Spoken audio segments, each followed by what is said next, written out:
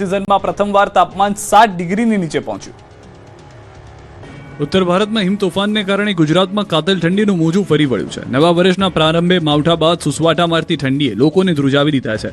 રાજ્યમાં સોમવારે પ્રથમવાર મોટાભાગના શહેરોમાં તાપમાનનો પારો 3 થી 4 ડિગ્રી ગગડી ગયો. શિયાળાની આ સિઝનમાં પ્રથમવાર તાપમાનનો પારો 7 ડિગ્રીની નીચે પહોંચી ગયો. 7 ડિગ્રી સાથે નલિયા સૌથી ઠંડુગાર શહેર રહ્યું. તો અમદાવાદમાં પણ પારો 2 થી 3 ડિગ્રી ઘટીને 10 ડિગ્રીએ પહોંચી ગયો. તો અન્ય શહેરોમાં પણ 10 ડિગ્રી આસપાસ ઠંડીનો પારો પહોંચી જતા લોકો રીતસરના ઠરી ગયા હતા. હવામાન વિભાગે આગાહી કરી છે કે આગામી 5 દિવસ સુધી ઠંડીથી કોઈ રાહત મળવાની નથી. હજુ 5 દિવસ સુધી હાજા ગગડાવતી ઠંડી પડશે.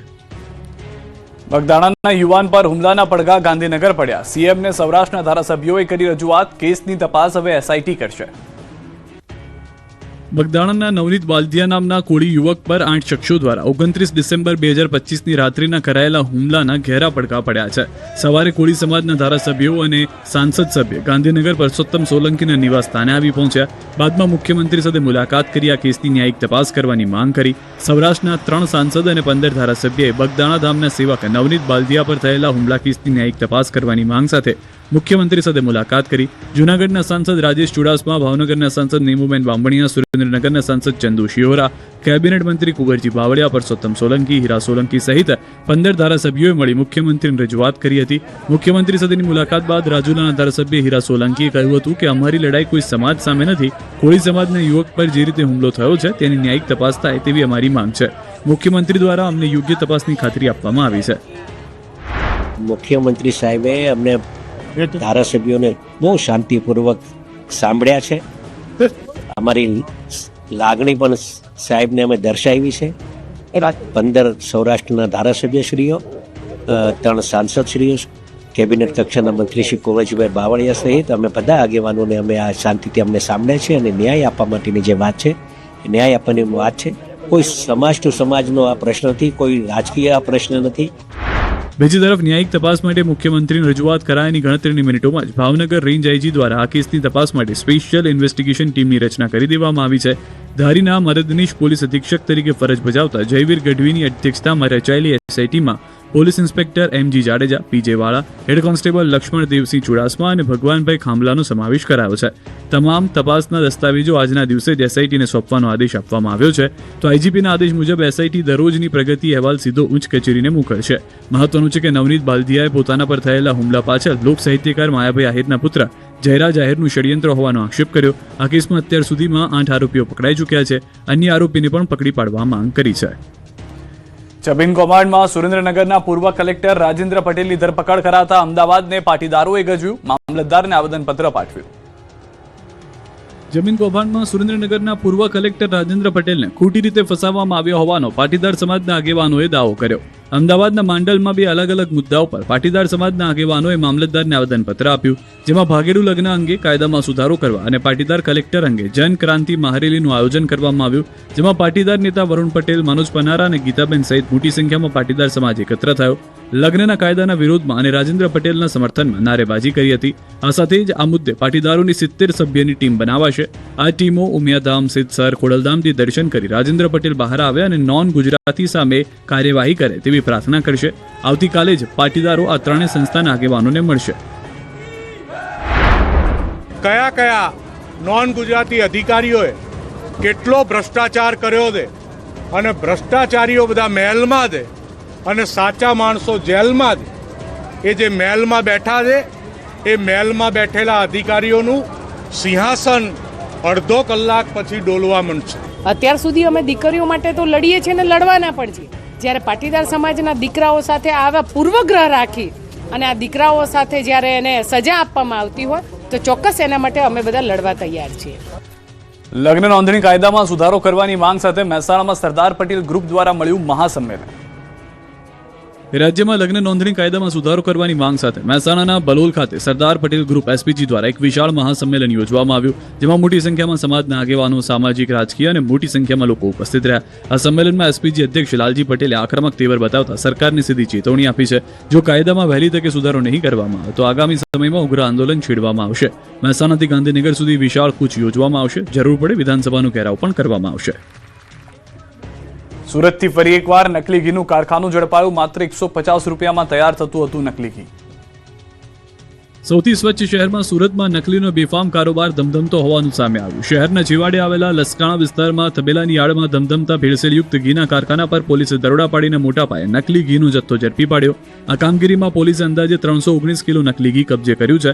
આ સાથે 856 કિલો વેજીટેબલ સોયાબીન ઓઇલ જપ્ત કરવામાં આવ્યું. 2.11 લાખનો મુદ્દામાલ જપ્ત કરી નકલી ઘી બનાવનાર એક શખ્સની અટકાયત કરી છે. પોલીસ તપાસમાં સામે આવ્યું કે પકડાયેલો આરોપી અલ્પેશ ઈશ્વરભાઈ સાંથલિયા અત્યંત જોખમી રીતે નકલી ઘી તૈયાર કરતો. તે વધુ નફો કમાવાની લાલચમાં વેજીટેબલ ઓઇલ અને સોયાબીન ઓઇલને મિશ્રિત કરતો. તેમાં ઘી જેવી સુગંધ આવે તે માટે ખાસ પ્રકારનું એસેન્સ ઉમેરતો.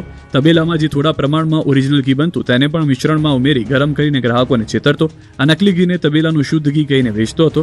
સામાન્ય રીતે 1200 રૂપિયામાં વેચાતું ઘી તે સ્થાનિક નાની દુકાનોમાં માત્ર 350 રૂપિયામાં પ્રતિ કિલોના ભાવે સપ્લાય કરતો. એટલું જ નહીં, જે ગ્રાહકો તેની પાસે દૂધ લેવા આવતા તેઓનો વિશ્વાસ જીતીને તેમને ₹500 પ્રતિ કિલોના ભાવે શુદ્ધ ઘીના નામે આ ઝેર પધરાવી રહ્યો હતો. આ તરફ અમરેલીથી પકડાય નકલી ખાતરની ફેક્ટરી. સુરતથી નકલી ઘી પકડાયા બાદ અમરેલીથી નકલી ખાતરની ફેક્ટરી પકડી પડાઈ છે. અમરેલી જિલ્લામાં સ્પેશિયલ ઓપરેશન બ્રાન્ચ દ્વારા મોટા આંકડિયા પીપળા રોડ પર આવેલી એક નકલી ખાતર બનાવતી ફેક્ટરી ઝડપી પાડવામાં આવી. એસઓજીએ ફેક્ટરીમાંથી 16,74,900 નો મુદ્દામાલ જપ્ત કરી કાયદેસરની કાર્યવાહી હાથ ધરી. ફેક્ટરી નિરીમા એગ્રી પ્રોડક્ટ્સ નામથી કાર્યરત હતી. ત્યાંથી નબળી ગુણવત્તાનું એમોનિયમ સલ્ફેટ ખાતર ભરેલ 50 કિલોની 502 બેગ, પોલીહાઇટ આઈપીએલ ખાતર ભરેલી 25 કિલોની 720 બેગ જપ્ત કરવામાં આવી છે. આ ઉપરાંત Sarovar Sardar imported by Gujarat Sardar fertilisation corporation લખેલી 5,600 ખાલી પ્લાસ્ટિક બેગ અને ખાતર બનાવવા તથા ભરવા માટે ઉપયોગમાં લેવાતી 3 મશીનરી પણ સીઝ કરવામાં આવી છે. બનાવટી ખાતર કૌભાંડમાં ભરત ધાનાણીનું નામ ખુલ્યું છે, જેને પકડવા પોલીસે ચક્રો ગતિમાન કર્યા છે. ગાંધીનગરમાં ટાઇફોઇડના કેસનો વિસ્ફોટ, યુદ્ધના ધોરણે ચાલતી કામગીરી. મધ્યપ્રદેશના ઇન્દોરવાળી ગાંધીનગરમાં થઈ છે. રાજ્યના પાટનગર ગાંધીનગરમાં ટાઇફોઇડના કેસનો વિસ્ફોટ થયો છે. માત્ર 2 દિવસમાં જ 119 જેટલા ટાઇફોઇડના કેસ સામે આવતા તંત્રમાં દોડધામ મચી છે. ગાંધીનગરના સેક્ટર 24, 26 અને 28 તેમજ આદિવાડા વિસ્તારમાં દૂષિત પાણીથી ટાઇફોઇડના કેસમાં વધારો થયો છે. પાણીની પાઇપલાઇન લીકેજ થતાં બાળકો તેમજ સ્થાનિકો ટાઇફોઇડની ચપેટમાં આવ્યા છે. અત્યાર સુધીમાં કુલ 35 બાળકને ડિસ્ચાર્જ કરી દેવાયા છે. બાકીના 80થી વધુ બાળકોની સારવાર ચાલી રહી છે. જોકે ટાઇફોઇડના ઇન્ક્યુબેશન પીરિયડને જોતા આગામી 20મી જાન્યુઆરી સુધીમાં કેસનો આંક 350ને પાર થવાની દહેશત સેવાઈ રહી છે, જેથી બાળકોની સારવાર માટે તબીબોની ટીમ ખડે પગે છે. બીજી તરફ આ મામલે કેન્દ્રીય ગૃહમંત્રી અમિત શાહે ડેપ્યુટી સીએમ હર્ષ સંઘવી, જિલ્લા કલેક્ટર સાથે સંપર્ક કરી વર્તમાન પરિસ્થિતિ અંગે વિગતો મેળવી યુદ્ધના ધોરણે કામગીરી કરવા સૂચના આપી છે. નાયબ મુખ્યમંત્રી હર્ષ સંઘવીએ પણ હોસ્પિટલની મુલાકાત લીધી હતી. सभी कनेक्शंस और खास तौर पे कल ही 367 जितने पानी के टेस्ट लिए गए थे. सभी टेस्ट ओके आ गए हैं. सभी मरीजों की देखभाल के लिए 22 डॉक्टरों की टीम बनाई है. इंसेंटिव स्पेशलिस्ट भी 3 लोगों को वहाँ पे रखा गया है. 5 एमडी की टीम भी 24 आवर्स वहाँ पे है. उसी के साथ ये सभी दर्दियों की खाने की व्यवस्था, वहाँ रहने की व्यवस्था भी सरकार और प्रशासन द्वारा की गई है. कल परसों 19 लोगों को डिस्चार्ज किया गया था. कल 16 लोगों को डिस्चार्ज किया गया है. आज भी सभी लोगों की देखभाल भी चल रही है और अच्छी तरह से सभी लोगों की ट्रीटमेंट चल रही है. ઇન્દોર અને ગાંધીનગર જેવી હાલત અમદાવાદની થવાની ચિંતા. એએમસીમાં વિપક્ષ નેતા શહેજાદ પઠાણે કર્યા આક્ષેપ.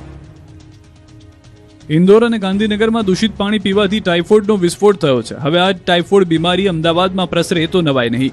આવું અમે નહીં, પરંતુ અમદાવાદ કોર્પોરેશનના વિપક્ષના નેતા શહેજાદ પઠાણ એકત્રિત કરેલા પાણીના સેમ્પલ બોલી રહ્યા છે.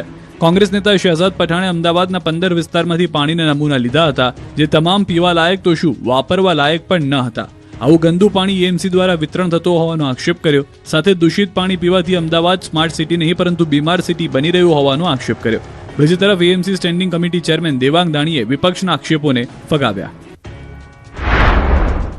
यानी ऊंट वाली चाली के विस्तार की यह बोतल है. यदि इस प्रकार का पानी अहमदाबाद शहर की जनता को सप्लाई किया जा रहा है तो कांग्रेस पार्टी ये समझती है कि आने वाले दिनों में इंदौर जैसी घटना, गांधीनगर जैसी घटना अहमदाबाद शहर में घट सकती है, जिसकी जिम्मेदारी सिर्फ और सिर्फ अहमदाबाद म्युनिसिपल कॉर्पोरेशन के अधिकारियों की મોનિટરિંગ સતત કરવામાં આવતું હોય છે. મહાનગરપાલિકા દ્વારા આપણે વાત કરીએ કે જે પીવાનું પાણી લોકોને પહોંચાડવામાં આવે છે તેના સેમ્પલ લઈ એની ચકાસણી પણ કરવામાં આવે છે.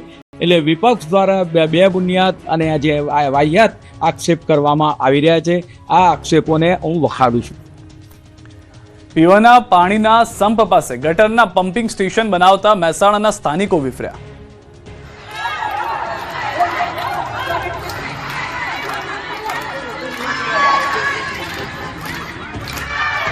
વિરોધ, આક્રોશની આગ, હલ્લાબોલ અને રામધૂનનું કારણ છે પીવાના પાણીની ચિંતા. મહેસાણા મહાનગરપાલિકા દ્વારા લેવામાં આવેલા એક નિર્ણય સામે સ્થાનિક રહીશોનો પ્રચંડ જનાક્રોશ જોવા મળ્યો. શહેરના ગાંધીનગર લિંક રોડ પર પીવાના પાણીના સંપની બિલકુલ નજીક જ ભૂગર્ભ ગટરનું પમ્પિંગ સ્ટેશન બનાવવાની કામગીરી શરૂ કરાતા લોકોમાં રોષ ફાટી નીકળ્યો છે. આ મુદ્દે મોટી સંખ્યામાં રહીશોએ મહાનગરપાલિકા કચેરી ખાતે ધસી જઈ રામધૂન બોલાવી અનોખો વિરોધ નોંધાવ્યો. હાય રે કમિશનર, હાય હાયના નારા લગાવ્યા. તો બીજી તરફ મહાનગરપાલિકાના સત્તાધીશોએ હાલ પૂરતી આ કામગીરી રોકવાની વાતની ખાતરી આપી હતી, જેથી લોકોનો રોષ શાંત થયો હતો. ભરૂચની જામા મસ્જિદના મૂળ સ્વરૂપ મુદ્દે વિવાદ વકર્યો છે. સનાતન સંતો ઉપવાસ આંદોલન પર બેઠા છે. ભરૂચ શહેરના મધ્ય ભાગમાં આવેલી અને પુરાતત્વ વિભાગ હસ્તકની રાષ્ટ્રીય ધરોહર ગણાતી જામા મસ્જિદના મૂળ સ્વરૂપને લઈને મોટો વિવાદ સામે આવ્યો છે. આ સ્થળ મૂળ રૂપે સમળી વિહાર, જૈન મંદિર તથા શ્રી ચક્રધર સ્વામીનું જન્મસ્થળ હોવાનો દાવો કરી સનાતન ધર્મના સંતો આંદોલનના માર્ગે ઉતર્યા છે.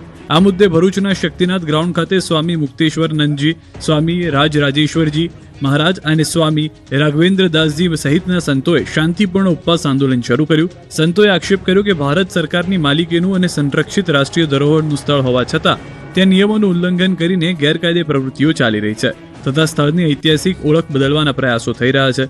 સંતોની મુખ્ય માંગ છે કે પુરાતત્વ વિભાગ કડક કાર્યવાહી કરી નિયમોનું પાલન કરાવે અને આ ઐતિહાસિક સ્થળને તેના મૂળ સ્વરૂપમાં પુનઃસ્થાપિત કરે. જ્યાં સુધી ન્યાય ન મળે ત્યાં સુધી આંદોલન ચાલુ રહેશે તેવી ચેતવણી પણ સંતોએ આપી છે. ચોટીલા